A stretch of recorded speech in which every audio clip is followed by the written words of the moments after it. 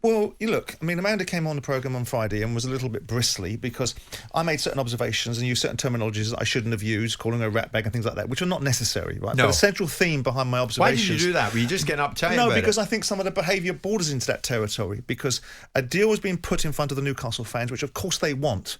You know, I empathise with the Newcastle fans. When I called them gullible, it's a section of the fans that are listening to everything that they're being told by certain individuals that have vested interest that I'm concerned for. I watch these fans come down to London at 5 a.m. on a bus while, you know, Amanda Staveley, who's called all this sort of stuff on, is sitting in a Savoy having a lunch of some shape or description or whatever she's doing. And I'm looking at it saying, you guys deserve a bit better. You've got a transaction that everybody would want for their football club to happen. But the problem is the reasons why this can't happen is not because of COVID, is not because of arbitration, is not because of a corrupt Big Six, is not because of a corrupt Premier League, is not because of a variety of things like the WTO finding out that piracy exists and they're not a recognisable organisation, is because undeniably there is piracy that's being used in Saudi Arabia, whether it's state-backed, state-enforced or state-supported or state-condoned. It's undeniable that beIN, which is the Premier League's broadcaster, is having its signal and its content hijacked by BOutQ, which are based in Dubai, and the government in this country, the US government, the BBC, Sky, beIN and the Premier League have been screaming, and the Italian leagues have been screaming about piracy in Saudi Arabia way before this Newcastle deal ever came on the table. And people are trying to put a stop to it. And what you've got is Mohammed bin Salman, who's the Crown Prince of Saudi Arabia. Bin Salman, who is the chairman of PIF, denying that this is a state-backed transaction, whilst lobbying the government this year to intervene to allow this Saudi consortium to be able to buy this football club. On one hand, it's not state-backed. On the other hand, it is. On one hand, you're denying the fact that the piracy is anything to do with the Kingdom of Saudi Arabia.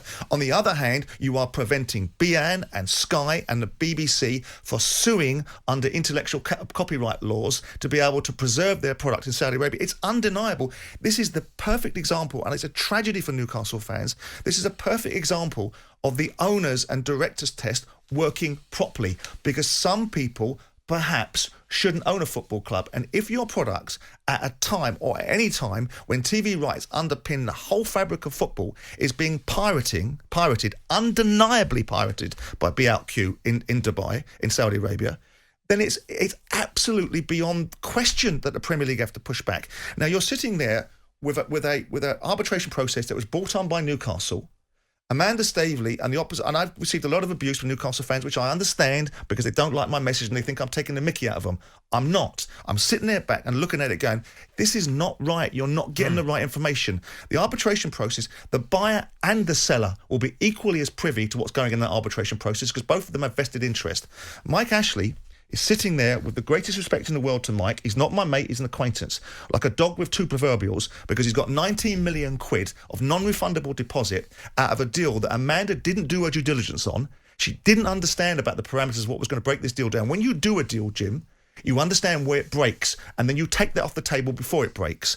And Amanda has put the Saudis into a position, potentially, where £19 million has gone into Mike Ashley's pocket. He will perhaps use that to pay for some of the arbitrations while sitting there. Is not one single question from you or the Newcastle fan base about how much money Mike Ashley is going to spend on Newcastle next year if he's still there. It's all deflected away from him. And what we're now talking about is a corrupt Big Six and a corrupt Premier League, when really what we're talking about is a situation that's very, very difficult to overcome. And the reasons why this arbitration, in my view, has fallen down at the first stage is because this is what I think's happened. They've walked into a room and the Premier League have said, we want you to unequivocally prove that there is no link between PIF, the Saudi state, and piracy. And the Saudis have gone, hang on a second, we want you to prove that there's no link of corruption for the Big Six having an undue influence. The Premier League have said, this is my supposition, we don't have to prove anything to you. We're the Premier League, you're wanting to join our gang. We've got an issue with you. It's incumbent upon you to disclose what we're asking you to disclose.